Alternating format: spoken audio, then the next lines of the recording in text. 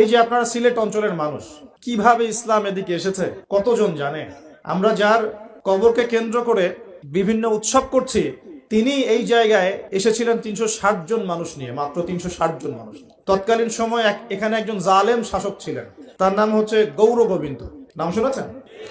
তার সময় মুসলিমদের উপর প্রচন্ড নির্যাতন হতো। এক ব্যক্তির সন্তান জন্ম হওয়ার ঘটনায় সে গরু জবাই করে মানুষকে খাওয়াতে চেয়েছিল, এতে করে তার সন্তানকে তার চোখের সামনেই জবাই করে মেরে ফেলা হয়েছে। এগুলো ইতিহাসে লেখা আছে, আমরা পড়েছি, আল্লাহ ভালো জানেন, আমরা এগুলো হিস্ট্রির মধ্যে পড়েছি। তিনি সোনারগাঁ চলে যান, সোনারগাঁ গিয়ে তৎকালীন বাংলার শাসককে তিনি বিচার দেন। তিনি কিছু ফোর্স পাঠান, সাথে পাঠিয়ে দেন এই ইয়েমেন থেকে আগত এই যে শাহজালাল রাহিমাহুল্লাহ। প্রথমে ছিল 210 জন। রাস্তায় আস্তে আস্তে আস্তে আস্তে দাওয়াতি কাজ করতে করতে করতে করতে আরো বেশ কিছু অনুসারী তার হন, তার হাতে বায়াত গ্রহণ করেন এবং 360 জনের একটা বাহিনী তিনি গঠন করেন। শুধু আধ্যাত্মিকত্বেই তিনি আল্লাহর মাআরিফাতওয়ালা মানুষ ছিলেন এমন নয়, বরং চলতি পথে মানুষকে দাওয়াতও দিয়েছেন। এক পর্যায়ে রাজা গৌর গোবিন্দের বিরুদ্ধে সশস্ত্র যুদ্ধও করেছেন। আপনারা কি মনে করেন এই অঞ্চলে ইসলাম কিভাবে এসেছে? খালি দাওয়াতের মাধ্যমে? আমি এখন যা দিচ্ছি এটা দাওয়াত, আমি যা দিচ্ছি এটা দাওয়াত। আমি আপনাকে নামাজের দাওয়াত দিতে পারি, কিন্তু নামাজ আমি এখানে প্রতিষ্ঠা করতে পারবো না। আমার কথা কি বুঝতে পারছেন?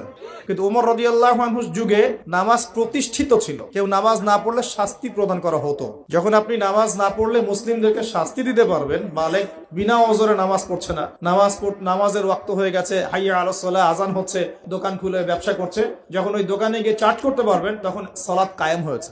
এখন আমরা সালাতে দাওয়াত দিচ্ছি, ভাই নামাজের দিকে আসেন। বিগত 100 বছরের অবস্থা আমি ব্যাখ্যা করবো ইনশাল্লাহ সামনে, এটা বলে শেষ করি। তিনি শুধু দাওয়াতই দেন নাই, মানুষের আধ্যাত্মিক বিষয়গুলো পরিবর্তন করেছেন, তার অনুসারীদেরকে নিয়ে সেখানে এসেছেন। ইতিহাসের বইগুলোতে লেখা আছে সেই রাজা জাদুবিদ্যায় পারদর্শী ছিল, জাদুবিদ্যায় পারদর্শী ছিল। ব্রহ্মপুত্র নদী থেকে শুরু করে সুরমা পর্যন্ত প্রত্যেক নদীর নৌযান তিনি বন্ধ করে দেন, যাতে শাহজালাল রাহিমাহুল্লাহ এখানে আসতে না পারে। যখন ইমানের সৈনিকরা মাঠে নামে, তখন কুফররা ভয় পায় না? পায় কি পায় না? তারাও ভীত ছিল তখন। কারণ যখন আপনি জুলুম করবেন কারো উপরে না, তখন অটোমেটিকলি আপনার মনের মধ্যে একটা ভয় কাজ করবে।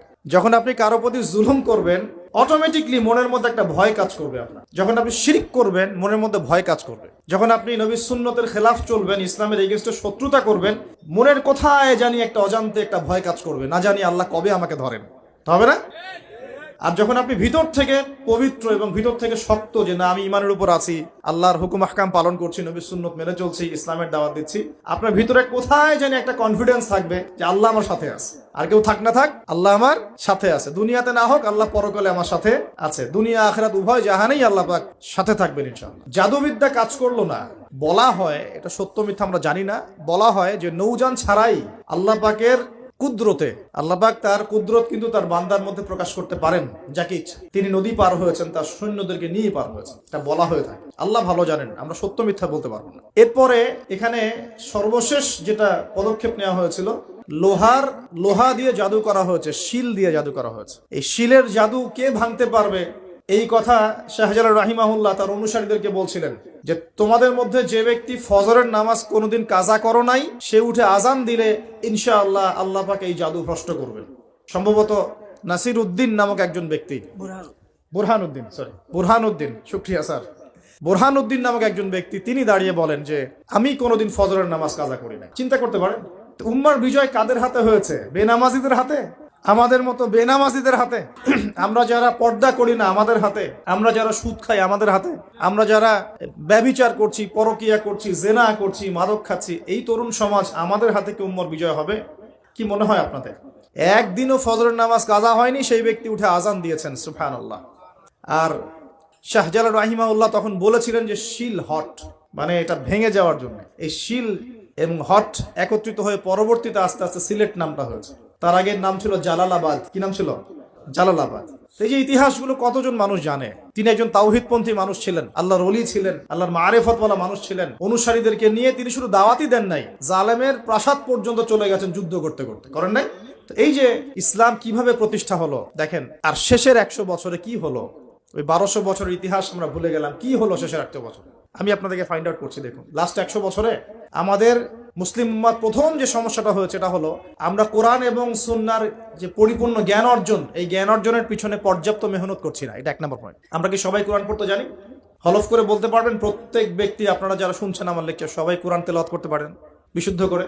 তারপরে যদি জিজ্ঞাসা করি আমরা কতজন কোরআনের অন্তত একটা পারা মুখস্থ করেছি, হাত উঁচু করতে পারবেন?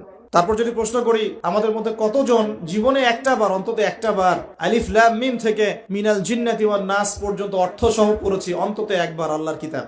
হাত উঁচু করতে পারবেন? আমাকে উত্তর দেন। তাহলে বিগত 100 বছর উম্মার অবস্থা এমন হবে না কেন? আমরা কতজন ব্যক্তি 5 ওয়াক্ত নামাজ পড়ি? উঁচু লেভেলের কথাবার্তা বলে আসলে লাভ নাই মাহফিলগুলোতে। আমি এটা শিখেছি মাহফিলে এসে। প্রথম দিকে আমি খুব হাই থটের কিছু লেকচার দিতাম, পেট্রোডলার কেন্দ্রিক, জায়নিজম কেন্দ্রিক, জিউসদেরকে নিয়ে, প্যালেস্টাইন ইস্যু নিয়ে, আরো বড় বড় কিছু ইস্যুস, ওয়ার্ল্ড অ্যাফেয়ার্স নিয়ে। পরে দেখলাম যে আসলে আমরা এমন একটা জায়গায় আছি, এখানে আমাকে প্রশাসনের অনেক ভাই অনেক হেল্প করেছে, অনেক রাজনৈতিক নেতৃবৃন্দ আমাকে অনেক হেল্প করেছে, সমাজ নেতা আমাকে অনেক হেল্প করেছে, আমাদের আলেম ওলামাদের মধ্যে অনেকেই, হকপন্থী অনেক ওলামায়ে কেরাম আমাকে কাছে ডেকে নিয়ে অনেক হেল্প করেছে। বুঝিয়েছে যে কথাগুলো মানুষ বুঝতে পারবে না সেগুলো পাবলিকলি বলার কোনো মানে হয় না। পরে আমিও ফিল করলাম যে আসলেই তাই। যেখানে আমি আলোচনা করছি ওইখানকার মানুষ নামাজ পড়ছে না, আমি সেখানে গিয়ে কিভাবে ইকোনমিক বিষয়গুলো বোঝাবো? আমি এমন একটা জায়গায় লেকচার দিচ্ছি যেখানকার মানুষ কোরআন তেলাওয়াত করতে জানছে না, আমি কিভাবে কোরআনের হুকুম আহকামগুলো প্রতিষ্ঠানের কথা বলবো? আমরা এমন একটা জায়গায় বসে আছি যে আমরা সবাই নবীর সুন্নত অনুযায়ী দাঁড়িয়েও রাখছি না।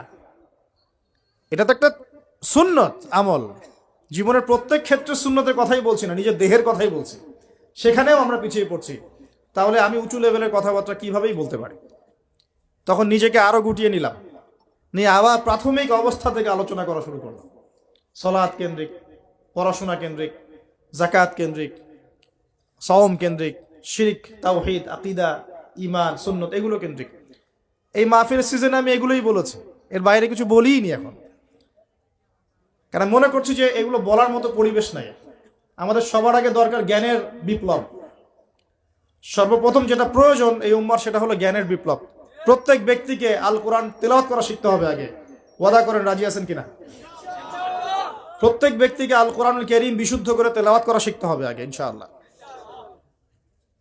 ইনশাআল্লাহ যদি আমি আগামী বছর আসি, আমি 5টা কাজ আপনাদেরকে দিয়ে যাচ্ছি।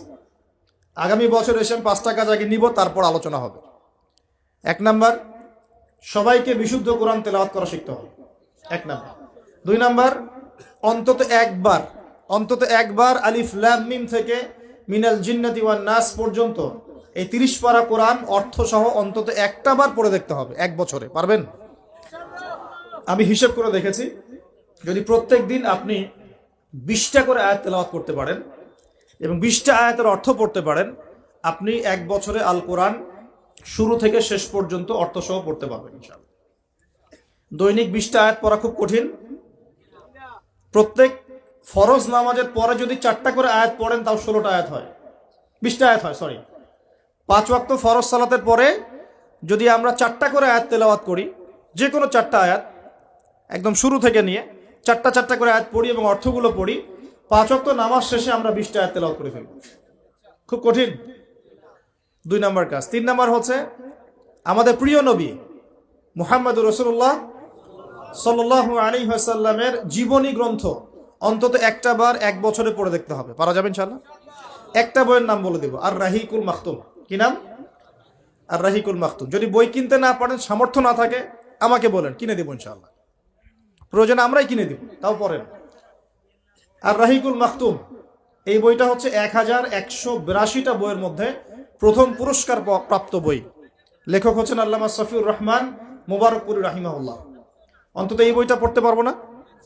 নবীর জীবনী জানার কোনো প্রয়োজন নাই ভাই?